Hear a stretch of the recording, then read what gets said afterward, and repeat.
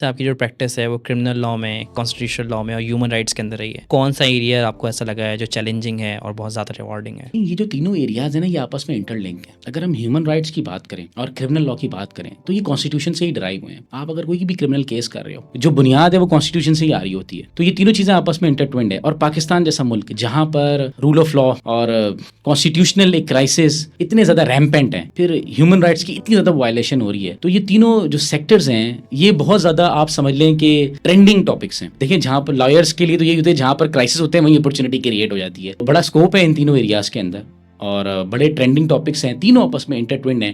اور میں اس لیے کہوں گا کہ ہر کرمنل میٹر جو ہوتا ہے وہ ہیومن رائٹس کا اور ایک کانسٹیٹیوشنل میٹر بھی ہو رہا ہوتا ہے. کیونکہ آپ دیکھیں گے کسی بھی کرمنل میٹر کے اندر کسی نہ کسی کا رائٹ وائلیٹ ہو رہا ہوتا ہے. تو ہم یہ کیسے اسٹیبلش کرتے ہیں کہ وہ رائٹ وائلیٹ ہو رہا ہے؟ ہم کانسٹیٹیوشن کو ہی ریفر کریں گے. اور ظاہر سی بات ہے، یہ جو کانسٹیٹیوشن کے ساتھ ساتھ پھر پاکستان جو ہے وہ بہت ساری انٹرنیشنل جو ہیومن رائٹس کنونشنز ہیں اس کا بھی سگنیچر ہی ہے. تقریباً ہم دیکھیں ہمارے جتنے بھی کوڈز ہیں، ہمارے جتنے بھی رولز ہیں، ہم جتنے بھی ڈرافٹ کیے ہیں وہ انہی کے گرد گھوم رہے ہوتے ہیں. تو میں سمجھتا ہوں کہ یہ تینوں چیزیں انٹرٹوینڈ ہیں اور بہت زیادہ مارکیٹ کے اندر ٹرینڈنگ ہے. کیونکہ کرائسس لائک سچویشن کے اندر وہی میں آپ سے کہوں گا کہ جہاں پر جس سیکٹر میں کرائسس ہوتے ہیں اس سیکٹر میں پھر لائرس کے لیے اپرچونٹی کریٹ ہوتی ہے. کیونکہ لائرس کا جو رول جو ہے وہ ارائز تب ہوتا ہے جب سچویشن ایسکیلیٹ ہو جائے.